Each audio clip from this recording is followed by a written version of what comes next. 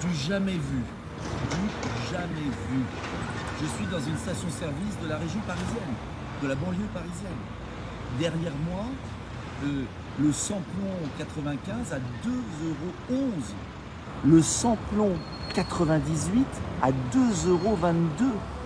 Et même le gazole à 2,19 €. Alors heureusement, il y a moins cher en province.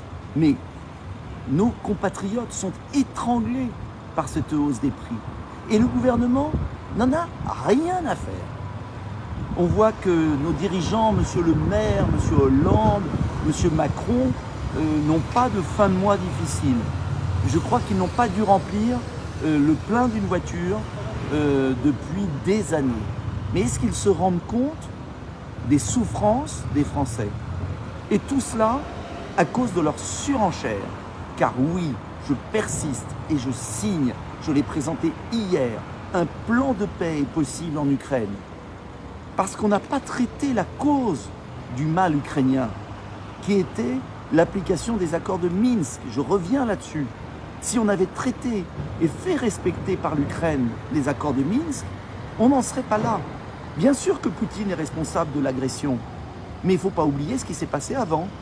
Et je regrette que le gouvernement qui devient complètement suivi et qui suit les États-Unis se lance dans une politique de sanctions qui vont se retourner contre la France. Ce sont des milliards qui vont être évaporés. Tout ça pour plaire aux Américains qui sont ravis de vendre leur gaz aux États-Unis, pour plaire au Qatar. Est-ce que le Qatar a envié en termes de droits de l'homme à Poutine? Qu'on pose un moment les choses sur la table. J'apprends que le président Biden va supprimer, faire un embargo sur le pétrole et le gaz russe. Mais cet embargo ne va pas le gêner beaucoup, puisque les États-Unis produisent beaucoup de pétrole et l'exportent, et du gaz de schiste, du pétrole de schiste aussi. Donc cela veut dire quoi? Cela veut dire que Joe Biden veut conduire les Européens à ne plus importer de gaz russe. Cela veut dire une explosion du prix du gaz, un appauvrissement sans précédent des Européens. Et cela veut dire la fortune, oui, des États-Unis et du Qatar. Alors, j'aimerais que dans ce conflit tragique, avec ces souffrances abominables des Ukrainiens, bien sûr que l'on condamne la Russie, mais qu'on ait peut-être une pensée un peu plus à long terme et qu'on réfléchisse à ce que vont vivre les Français. Et je leur dis très clairement que M. Le Maire, par ses déclarations irresponsables, est en train de créer un problème de pouvoir d'achat pour nos concitoyens. Et le 10 avril, il faudra sanctionner ces va-t-en-guerre.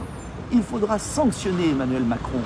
Je le dis parce que c'est la vérité et qu'on peut avoir une initiative de paix avec une réussite en Ukraine. Une autre politique est possible, car sinon, demain, dans cette même station-service, on sera à 2,40 €, 2,50 €, 3 €. Et qu'est-ce qu'on fera? Je propose par ailleurs, et je conclurai là-dessus, une mesure simple, toujours la même, qui est de supprimer la TVA sur la taxe sur l'essence. Nous sommes l'un des seuls pays au monde qui taxe 2 fois l'essence. Il y a la TICPE, taxe sur l'essence, il y a la TVA sur le produit, normal, mais il y a une TVA sur la TICPE. Cela économiserait déjà 7 € par plein. Je sais que ce n'est pas assez, mais si on résout la question de la guerre en Ukraine, on fait redescendre les prix du pétrole, et puis si on annule la TVA sur la TICPE, eh bien on soulagera le porte-monnaie des Français, tous ceux qui ont besoin de leur voiture pour travailler.